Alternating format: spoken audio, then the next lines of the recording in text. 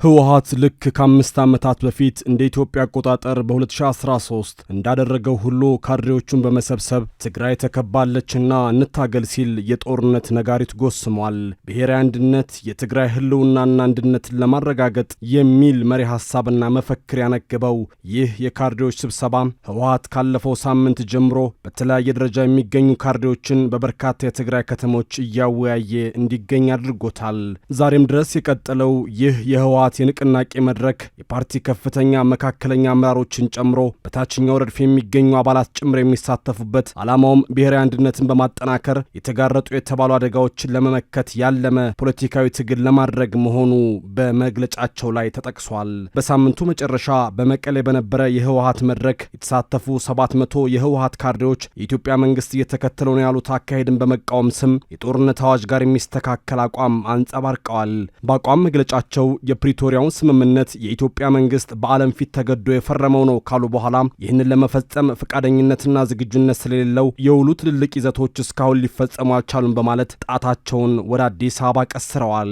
ህዝባችን በጠላቶች እጅና በመጠለያዎች ሆኖ እያለቀ ነው። በዚህ አላበቃም። የትግራይ ህዝብን ለመጉዳት ሲጠቀሙበት የነበረ መዝጋትና ከበባ በተለያየ መንገድ እየቀጠለ ነው ያለው የህወሓት ካድሬዎች ከ5 ዓመታት በፊት በ2013 የኢትዮጵያ አቆጣጠር ሲያደርጉት እንደነበረው የጦርነት ቅስቀሳቸውን አስተጋብተዋል። እነዚህ የህወሓት ካድሬዎች ከራሳቸው ከህወሓት ኃይል ተከፍለው የገጠሟቸውን ኃይላት የትግራይ ህዝብ ወደ እርስ በርስ ጦርነትን ለማስገባትና አንድነቱን ለመሸርሸር በአፋርና ምዕራብ ትግራይ ታጣቂዎች እየመለመሉ እያሰለጠኑ እንዲሁም እያስታጠቁ ነው ሲሉ ክሳቸውን በድጋሚ ደርድረዋል። ከዚህ በተጨማሪ በትግራይ ክልል የተከፋፈሉት ታጣቂዎች እንቅስቃሴ ያስከተለው ስጋት እየታየ ነው ያሉት አደገኛ ፖለቲካዊ ሁኔታ እንደሚታገሉ እነዚህ የህወሓት አባላትና አመራሮች ፎክረዋል። የትግራይ ህዝብ የሚገባውና ህገ መንግስታዊ ጥያቄውን ስላቀረበ አርፋችሁ የምትኖሩ ከሆነ ኑሩ፣ አሊያም አርፋችሁ የማትቀመጡ ከሆነ ካለፈው የባሰ ጠቅልለን እናጠፋችኋለን የሚል ምላሽ እየተሰጠ ነው ሲሉ ያለቆቻቸውን የነደብረ ጽዮንን ዛቻና ፉከራ ያስተጋቡት ካድሬዎቹም ሁኔታዎች እንዲሆነው እያለ ዝም ብለን መቀመጥ ስለማንችል የህዝባችን ብሔራዊ ህልውናና ደህንነትን ለማረጋገጥ ብሔራዊ አንድነት በተባለ ዘመቻ የተሰየመ የመመከት ትግላችንን ከፍ የሚያደርግ ትግል ውስጥ ለመግባት መግባባትና ውሳኔ ላይ ደርሰናል ሲሉ ጦርነት ማወጃቸውን ሳይደብቁ ቀርተዋል። በተለያዩ የትግራይ ከተሞች እየተደረጉ ያሉ የህወሓት መድረኮች የተሳታፊዎች አቋም መግለጫ ተብለውም ተመሳሳይ መልእክቶች ተላልፎባቸዋል። በዚህ ህወሓት የሚያቀርበው ክስና ወቀሳ ዙሪያ የኢትዮጵያ መንግስት በኩል ምላሽ ለማግኘት ጥረት አድርጌያለሁ የሚለው የጀርመን ድምፅ ዘገባ ደግሞ የመንግስት ኮሚኒኬሽን አገልግሎት ሚኒስትር ዴታ አቶ ከበደ ደሲሳ በፕሪቶሪያ ውል አፈጻጸም እንዲሁም ከህወሓት ጋር በተገናኙ ጉዳዮች ዙሪያ በከፍተኛ ባለስልጣናት ጭምር በተደጋጋሚ ማብራሪያ መሰጠቱን በመግለጽ ተጨማሪ ነገር ከመናገር ተቆጥበዋል። ዝኾነ ትገሩን ሰላም ዕቃቢ ሕዛነ ነሸበሸብ ኢልካ ዝግበር ምድላዋት ግድን አለ እዩ። ምክንያቱም ሰላም ሰባኻ ጥራሕ ኣይኮነትን ጃስ ብክስታይ ኢንጌጅመንት ክንወፅል ኣለና፣ ብርክብ ክንወፅል ኣለና ምስ ኩሉ ምስ አዲስ አበባ ይኹን ምስ ኩሉ ኢንጌጅመንት በአዲሱ ዓመት ለሰላም ትኩረት ሰጥተን መስራት የግድ ነው። ሰላም በእኛ ብቻ የሚፈጠር አይደለም። ሰላሙን ለማስጠበቅ ከአዲስ አበባ መሪዎች ጋርም ግንኙነታችንን ማጠናከር አለብን። ለሚመጣው የትኛውም ነገር መዘጋጀት አለብን። ለክፉ ነገርም ቢሆን ይህ ግድ ነው። ውሽጥናውን ክነዳሉ ለና ንኽፉእ ነገር ግን ክፉእ ነገር ምድላው ማለት ክፉእ ነገር ምፍጣር ማለት አይኮነን። አና ንፈጥሮ ነገር የለን ተዋና ታናይ ሰላም ማለት ሻም መጨረሻ ለክፉ ነገር መዘጋጀት ማለት ክፉ ነገር መፍጠር ማለት አይደለም። ለሚመጣው የትኛውም ነገር መዘጋጀት እንጂ እኛ የምንፈጥረው ነገር የለም። በውስጥም በደጅም ያሉ ችግሮች ከአንድ ቡድንና ፓርቲ በላይ ናቸው። የትግራይ ሁኔታ ቀድሞ እንደነበረው አይደለም። አሁን ሁሉም ነገር ተቀያይሯል። የወቅቱ የትግራይ ክልል ጊዜያዊ አስተዳደር ሌተናል ጀነራል ታደሰ ወረደ ለ2018 የኢትዮጵያ አዲስ ዓመት ከሰጡት ቃለ መጠይቅ ላይ የተወሰደ ነው። ዛሬ የአዲሱ ዓመትን የመጀመሪያ ወር መስከረም 5ኛ ቀን ላይ እንገኛለን። በአዲሱ ዓመት በየትኛውም ጉዳይ ተስፋ ማድረግ የሚጠበቅና የተለመደ ቢሆንም በአንዳንድ የሀገሪቱ የፖለቲካ ውጥረቶች ግን በዓመታት ለውጡ ውስጥ ከቁጥር መቀየር የዘለለ ልዩነት ላናገኝ እንችላለን። በክልሉ ጊዜያዊ አስተዳደር በኩል በአዲስ ዓመት የተስፋ ምኞት መስተጋባቱ ከህዳሴው ግድብ ምረቃ እስከ ዘመን መለወጫ የበዓል አጀንዳዎች ተሸፍኖ የቆየው የትግራይ ክልል ወቅታዊ የፖለቲካ አውድ ስንመለከተው ዘንድ ሁኔታዎች ግፊት ያደርጋሉ። በአዲሱ ዓመት መግባት 2 ቀናት አስቀድሞ ማለትም ጳጉሜ 3 2017 ላይ በራያ አላማጣ ከተማ የነበረው ወታደራዊ ግጭትም የትግራይ ፖለቲካን ውጥረት እንዲሁ እንዳናልፈውና አንዳንድ ጉዳዮች እንድንዳስስ ምክንያት ሊሆን ይችላል። በደብረጽዮን ገብረ ሚካኤል የሚመራው የህወሓት ቡድንም በሳምንታዊ መግለጫው ላይ የተለመደውን የተበደናል ፖለቲካ ቅስቀሳ ማስተጋብቷል። ውድ የኢትዮ ስካይ ሚዲያ አድማጭ ተመልካቾች የሌተናል ጀነራል ታደሰ ወረደን ሰሞንኛ መግለጫ አንኳር ነጥቦች ከትግርኛ ወደ አማርኛ በመተርጎም ከራያና አካባቢ ወቅታዊ ሁኔታ ጋር በማጣቀስም የዛሬውን ዝግጅት ወደ እናንተ እናደርሳለን። አብራችሁን ስትቆዩ ሚዲያችንን ሰብስክራይብ በማድረግ የደወል ምልክቷን እንድትጫኑ እንጋብዛለን። መልካም ቆይታም።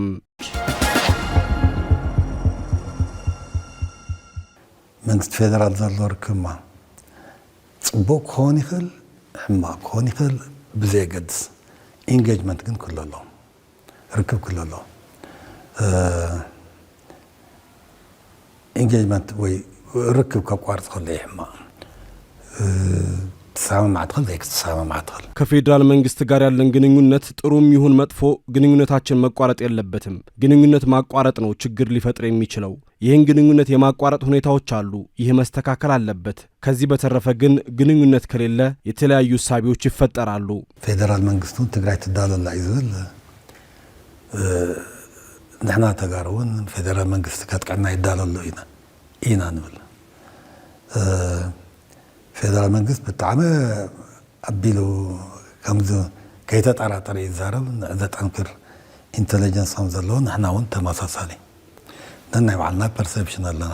በተፈጠሩ ሳቢዎች የፌዴራል መንግስት ትግራይ እየተዘጋጀች ነው እያለ ነው። እኛም የፌዴራል መንግስት ሊያጠቃን እየተዘጋጀ ነው እያልን ነው። የፌዴራል መንግስት ሳይጠራጠር ይናገራል። በኢንተለጀንስ የተጠናቀረ መረጃ ነው ይላል። እኛም በተመሳሳይ የራሳችን ሳቢዎች አሉን። ይህንን ለማስወገድ ግን ግንኙነት ያስፈልጋል። የትግራይ ክልል ጊዜያዊ አስተዳደርን ስልጣን ከተረከቡ 5 ወራት ነው የተሻገሩትና ለደብረጽዮን ገብረ ሚካኤል ቡድን መጠቀሚያ እየሆኑ ነው በሚል በቀድሞ የክልሉ ጊዜያዊ አስተዳደር አመራሮች ጭምር የክልሉ የፖለቲካ ፓርቲ አመራሮችም ሁሉ የሚተቿቸው ሌተናል ጀነራል ታደሰ ወረደም ከአዲስ አበባም ከመቀለም አዎንታዊ ሳቢ የለም ባሉበት ንግግራቸው በፌዴራል መንግስትና በህወሓት መካከል ያለው መካረር ለማብረድ ግን ግንኙነትን ማጠናከር ግድ ነው ይላሉ።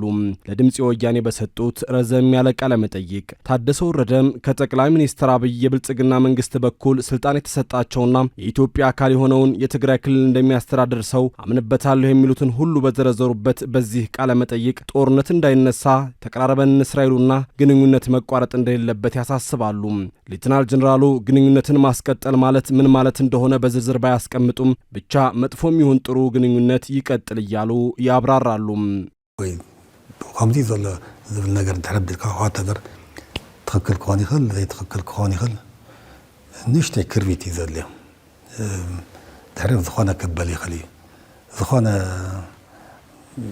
በቲ ታብ ነገር ከም ምዕፃው ምኽፋት ዝሓትት ነገር ኢና ትኹነታት በከምዚ ደረጃ አለ። እነዚህ ሳቢዎች ልክም ይሁኑ ስህተት ትንሽ ክብሪት ነው የሚያስፈልጋቸው። ይህንን ለማስወገድ መስራት አለብን። ጥሩ የምንላቸው የጋራ ጉዳዮች ላይ ማተኮር አለብን። እውነት ነው በዚህ ወቅት ልክ የሆነ ነገር የለም፣ ጥሩ ነገር የለም ብለን ግን ወደ ግጭት መግባት አለብን ማለት አይደለም። ይህም ማስተካከል ያስፈልጋል። ግጭት ለሁላችንም አያስፈልግም፣ ጥቅምም አያስገኝም። የግጭትን አላስፈላጊነት ደጋግመው ያስረዱት ሌተናል ጀነራል ታደሰ ወረደ ላለፉት ወራት በተደጋጋሚ በቀረቡባቸው ክሶችም ግጭት እንዳይፈጠር ማድረግ አልቻሉም የሚለውን ሐሳብ በቃለ መጠይቁ ላይ አልተነሳላቸውምና ምን እንደሚሉ ማወቅ አልቻልንም። ሌተናል ጀነራል ታደሰ ይቀጥላሉ።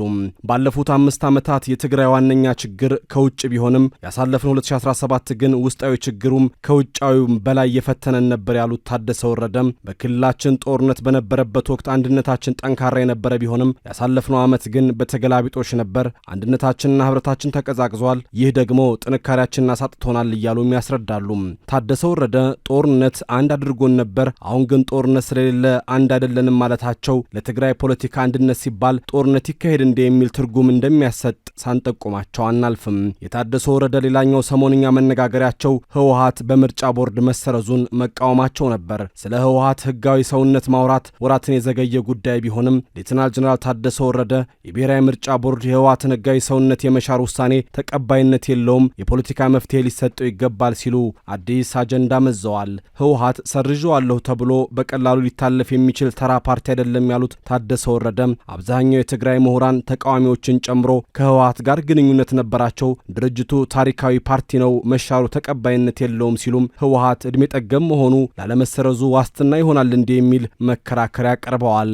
የጊዜ አስተዳደሩ ፕሬዝዳንት በምርጫ ቦርድና በህወሓት መካከል ያለው አለመግባባት በድርድር መፈታት ያለበት ነው ባሉበት ንግግራቸው ፓርቲው ከምርጫ ቦርድ ሰርቲፊኬት ቢቀበልም ድርድር ግን ብቸኛው ዘላቂ መፍትሄ ነው ሲሉም ተናግረዋል። የኢትዮጵያ ብሔራዊ ምርጫ ቦርድ ህወሓት ደረጃውን ለማሟላት ቦርዱ ያዘዘውን የማስተካከያ እርምጃዎች በ6 ወራት ውስጥ ጠቅላላ ጉባኤ ማካሄድን ጨምሮ ተግባራዊ ማድረግ ባለመቻሉ በግንቦት 2017 የፓርቲውን ህጋዊ ሰውነት መሻሩ የሚታወቅ ቢሆንም በወቅቱ ዝምታን መርጦ የነበሩት ታደሰ ወረደ ግን ጉዳዩን ከ4 ወራት ገደማ በኋላ በማምጣት ለሚዲያ አውለውታል።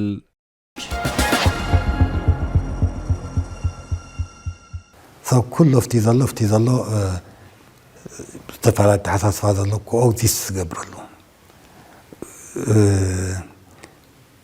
በቃ ከም ምፍርራጅ ምልጥጣፍ ብራድ ምግባር ሌበል ምግባር ከም ጸላእ ምርአይ ከም ክትጣፋፋ ምድላይ እንዲሁ እርስ በርሳችን ካለንበት ችግር ለመውጣት የተለያየ ሐሳብ ቢኖረንም አንድ ላይ መሆን አለብን።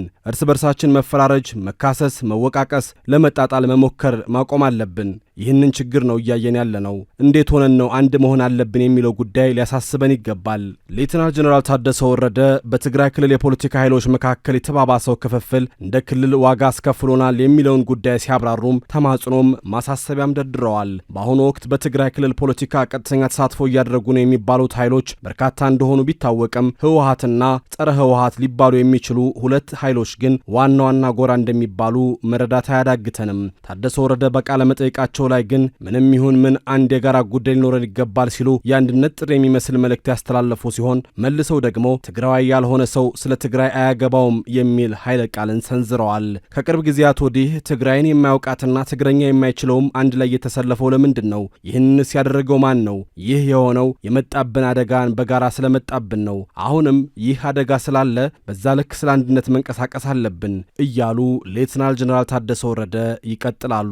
የደብረ ጽዮን ቡድንን ለማስደሰትና ለመታዘዝ ሲሉ በደቡባዊ ትግራይና ራያ አካባቢዎች አመራር ሲሾሙና ሲሽሩ በአካባቢው ቀውስ እንዲቀጥል አድርገዋል በሚል ከፍተኛ ወቀሳ የቀረበባቸው ታደሰ ወረደ ስለ አንድነት ጥሪ ሲያቀርቡም የእርሳቸው ሚና ምን እንደሆነ ከመግለጽ የተቆጠቡበት ቃለ መጠይቃቸው ላይ የራያን ጉዳይ አድበስብሰውት አልፈዋል። ከዚህ ቃለ መጠይቅ አስቀድሞ በራያ አላማጣ የተፈጠረው ግጭት ግን ብዙዎችን አነጋግሮ አልፏል። በአላማጣ ከተማ ሰኞ ጳጉሜ 3 2017 በነበረ የተኩስ ልውውጥ የ4 ሰዎች ሕይወት ሲያልፍ በንብረት ላይ ጉዳት መድረሱን ቢቢሲን ጨምሮ የተለያዩ መገናኛ ብዙሃን ዘግበዋል። ቢቢሲ ያነጋገርኳቸው ያላቸው ሁለት የከተማው ነዋሪዎችም የተኩስ ልውውጡ በህወሓት ታጣቂዎችና በፌዴራል መንግስት የጸጥታ አካላት መካከል መሆኑን መግለጻቸው አካባቢው የግጭት ቀጠና እንዳይሆን ያለውን ስጋት እንደገናም ከፍ አድርጎታል። በቀድሞ የትግራይ ጊዜ አስተዳደር የተሾሙትና አሁን ከኃላፊነታቸው በጉልበት የተነሱት የአላማጣ ከተማ ከንቲባ አቶ ዝናቡ ደስታ ክስተቱ መፈጠሩን አረጋግጠው ነገር ግን አፈሙዝ የያዙ ያሏቸው የህወሓት ታጣቂዎች በፈጠሩት የፖለቲካ ሁኔታ በአካባቢው ባለመኖራቸው ምክንያት ዝርዝር መረጃ መስጠት እንደማይችሉ ተናግረዋል። ስሙ እንዳይጠቀስ የጠየቀ የአካባቢው ነዋሪው በከተማዋ የተኩስ ልውውጥ የተፈጠረው ጳጉሜ 3 2017 ከምሽቱ 3 ሰዓት እስከ 5 ሰዓት መካከል ነበር ያለ ሲሆን አብዛኛው ህዝብ ተኝቶ ስለነበር ምን እንደተፈጠረ ማጣራት የተቻለው ከነጋ በኋላ ማክሰኞ ጳጉሜ 4 መሆኑንም አስረድቷል። ለግጭቱ መንስኤ የሆነው በአማራ ክልል አስተዳደሩ ወቅት የተሰራ ያሉትን ወንጭፍ አደባባይ በማፍረስ የኢትዮጵያን ሰንደቅ ዓላማ አውርዶ የትግራይ ክልል ባንዲራን ለመስቀል በሚሞከርበት ወቅት መሆኑንም ጨምሮ ተናግረዋል። የአካባቢው ነዋሪ ለፌዴራልም ለኮማንድ ፖስቱም አደባባዩን ለመስራት ጥያቄ አቅርበው የነበረ ቢሆንም ፈቃድ አለማግኘቱን የገለጸው ይህ ነዋሪ በቅርቡም የህወሓት ኃይሎች ሁለት የከተማዋን ቀበሌዎች መቆጣጠራቸውን ገልጿል። በወንጭፍ አደባባይ ላይ ሰንደቅ ዓላማ ለመስቀል በመሞከር ሂደት ውስጥ በትግራይና በፌዴራል መንግስት ኃይሎች መካከል ግጭት ሲከሰት አንድ የፌዴራል አባል በተኩሱ መገደሉን መስማቱንም ገልጿል። ይህ ግለሰብ ከዚያ በኋላ ግን ውጥረቱ ተባብሶ በመቀጠሉ የመከላከያ አባላት ወደ ስፍራው ከመጡ በኋላ በተፈጠረ ተኩስ 7 ይደርሳሉ የተባሉ የህወሓት ታጣቂዎች አባላት መገደላቸው ተነግሯል። በእርግጥም የሟቾቹን ቁጥር ከገለልተኛ ወገን ማጣራት ባይቻልም ያለው የፖለቲካ ትኩሳት ግን በአንዲት ክስተት የሰው ህይወት በቀላሉ እንዲያልፍ ምክንያት መሆኑ የጉዳዩን አሳሳቢነት ፍንትው አድርጎ ያሳያል።